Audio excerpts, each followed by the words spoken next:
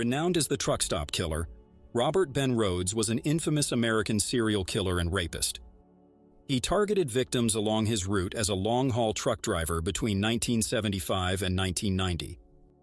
The police suspected he may have been involved in the disappearances of over 50 women, although he was only convicted of 3 murders. His crimes were particularly chilling due to his disturbing habit of photographing some of his victims before murdering them. This particular photo stands out among the images linked to Robert. It represents the final snapshot of 14-year-old Regina Walters, whose life was tragically cut short by strangulation using metal wire. As investigators speculate, Robert altered her appearance by cutting her hair and compelling her to wear a dress and heels. In the photo, Regina stands in terror, attempting to distance herself from her murderer. The haunting image captures the moments just before her murder in an abandoned farmhouse, where her lifeless body would eventually be discovered. Regina, along with her 18-year-old boyfriend Ricky, were picked up by Robert while hitchhiking in 1990. Both of them were runaways seeking an uncertain future on the open road. It is suspected that Robert killed Ricky shortly after giving them a ride, and his body, which was discovered a year later, remained unidentified until 2008. Amidst Regina's personal belongings, investigators stumbled upon a deeply unsettling illustration, presumably drawn by Robert to taunt her. He kept her alive for an extended period, and pictures taken during her captivity show her hair growing and bruises appearing and fading. This is another photo of her taken before the previous one. About a month after she went missing, Regina's father received tormenting phone calls from an unknown person. When he inquired about her well-being, the caller abruptly hung up. It is believed that Robert obtained this number from Regina's notebook, which contained the phone numbers of her family and friends.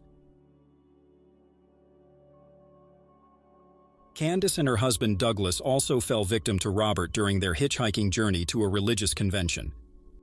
In a disturbingly similar manner to what happened to Regina and Ricky, Robert first murdered Douglas, then subjected Candace to unimaginable horrors. For an agonizing period of more than a week, he subjected her to torture and sexual assault, before eventually ending her life as well.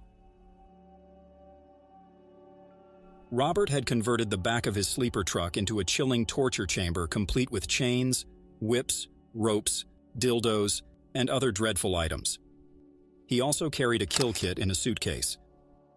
He deliberately targeted victims who were seen as easy prey, such as prostitutes and hitchhikers.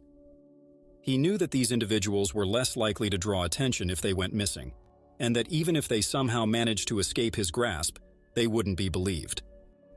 An example of this disturbing reality can be seen in the case of Shauna Holtz, an 18-year-old drifter whom Robert abducted and held captive for a harrowing 2 weeks. She was found running down the street naked, completely shaven, and restrained with chains. However, she refused to press charges due to fears of not being believed. Another case is that of Lisa Pinnell, which is cited today by the FBI as a prime example of how interrogations can be misconstrued.